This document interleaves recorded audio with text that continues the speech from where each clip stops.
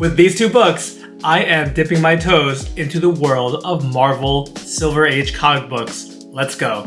What's up guys, welcome back to the channel. This is John and you're watching Old Stuff is Cool. If you're new to the channel, we talk about comic book reading, collecting, and everything in between. So if you enjoy videos like that, please be sure to hit that like button. And if you haven't done so already, please consider subscribing and don't miss out on any new videos. A big theme in today's video is finding comic books and graphic novels in places I normally wouldn't think to look or to expect them. And before we get into that whole Silver Age Marvel thing I mentioned at the top of the video, I first want to share this little haul of graphic novels. This comes from a Buy Nothing Face group that I'm part of for my local city. It's a great group where you can post things for free. You can also make requests for things that you need to own or even just to borrow, like large appliances or just little last minute things. This time around, we found some good comic book reading, and that is 9 volumes of the Vertigo series Lucifer. And this is a spin-off from Neil Gaiman's Sandman. Phenomenal series. It's a little more complicated to outright talk about that series because of the controversy surrounding the writer. However, I think I read one preview issue of Lucifer, and this series, I should say, is written by Mike Carey, who I've read a few other works on, including his run of X-Men. I greatly enjoyed.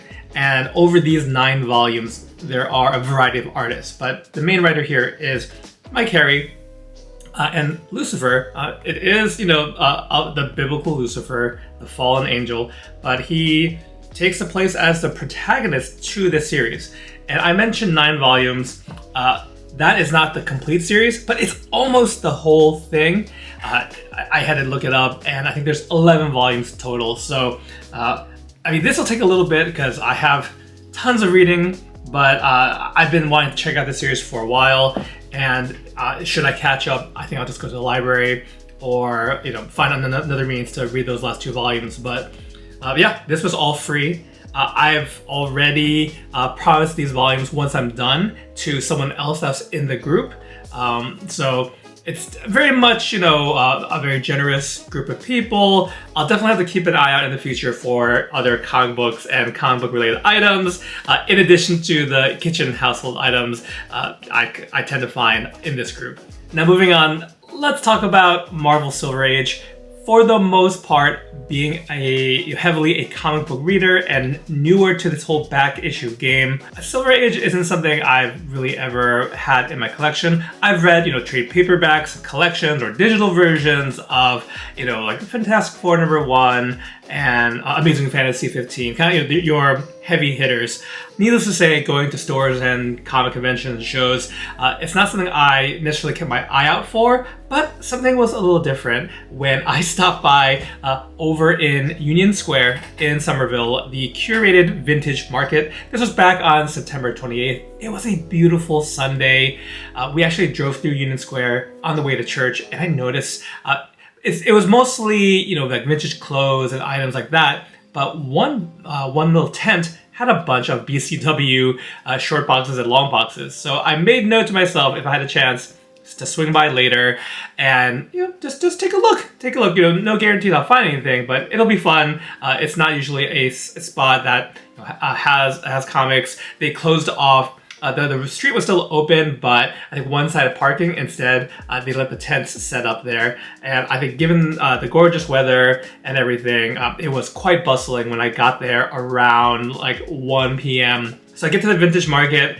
I finally come across this one stand that had things that really, jive with me and my interest. There's old action figures. There are a few crates of records. And of course, I saw a few comic books. Now, this was different from the other tent that I saw driving through initially, but I'm so glad that I went through these boxes because this little stack here is what we came away with. And it's a mix of, there are the Silver Age books, but there's some, I think, bronze or copper and even modern. I'll let you know what I paid for this bundle in the end. But the first book up that I'll share, let's go from newest to oldest. It is Beta Ray Bill #2.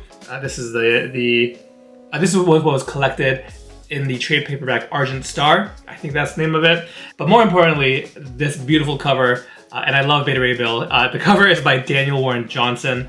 And even though I have the trade paperback, I think if I come across issues of this series, it's only 5 issues, I'm definitely gonna pick it up. I'm a huge Beta Ray Bill fan. We got his first appearance, and I'm still super excited to have added that to the collection. And this one was a nice clean copy, so had to pick that up.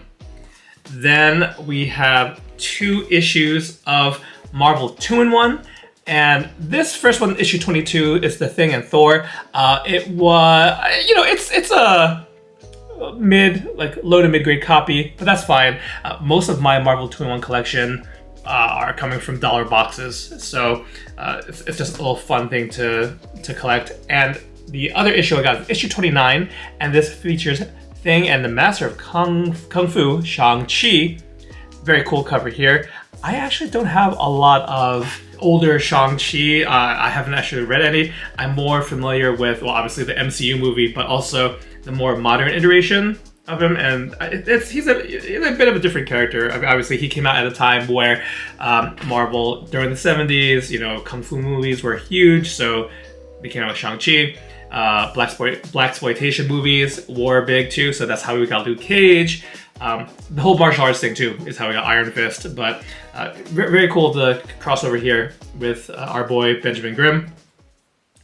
And then this darling right here, Spectacular Spider-Man issue 107. This one's notable because it is the death of Captain Jean DeWolf.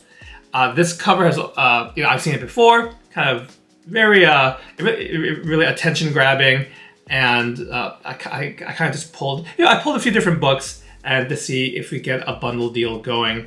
I think that really is, that has been my biggest takeaway from this past year of collecting is if the place or the vendor, the store isn't open to negotiations for some haggling for prices, which is not something I'm terribly, I'm not super great at, but I'm trying to get better.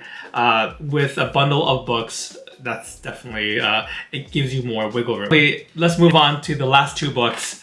This is the big one. I'm still giddy with excitement, even though this is a few weeks back. But first one up, we've got Daredevil issue 37, and there's so many things about this one. I mean, first off, with Doctor Doom speculation, anything with Doctor Doom and old has been kind of on people's radars. So even though I'm very much on a Daredevil kick, getting like the Frank Miller stuff and Nocenti's run, this one really stood out to me, and what the listed price was pretty good. I think I can say that this one was listed for $40, and just after some quick research, that seemed decent. Again, let's put things in a bundle. Let's see if we can work with the vendor.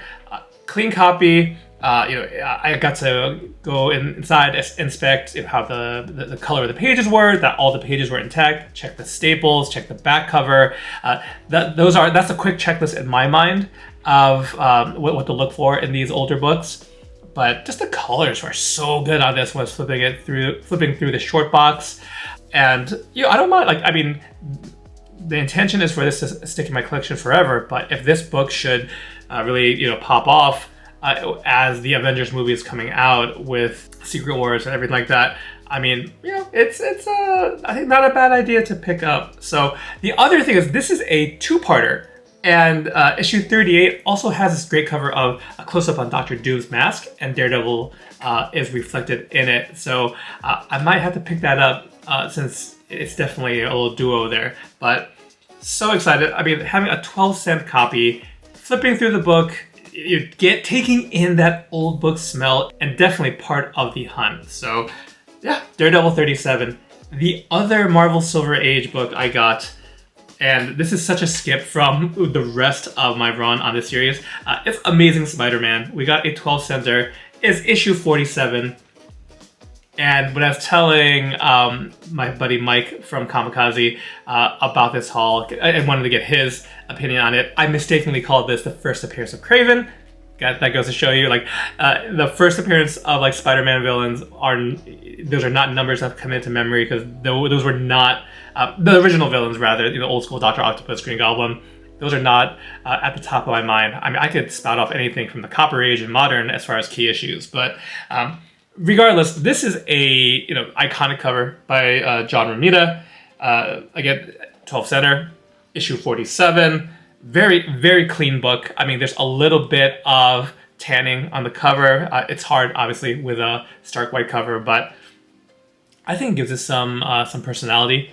The cover and the pages are super clean, and this one, the asking price was $35.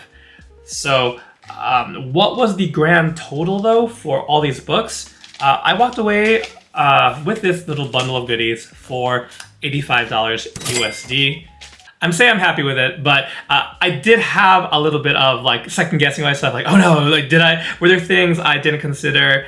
Did I miss something? But I think now that some time has passed, I'm really happy with these purchases. And guys, I think this has definitely, sparked a new rabbit hole of Marvel Silver Age to kind of at least keep my eye out for in the future. So yeah, love to hear from you. Did you have a favorite book in this pickup? How do you think I did for the books for that price? Let me know in the comments. I want to thank you guys so much for tuning in to today's video, and hope to catch you in the next one. Happy collecting. Take care.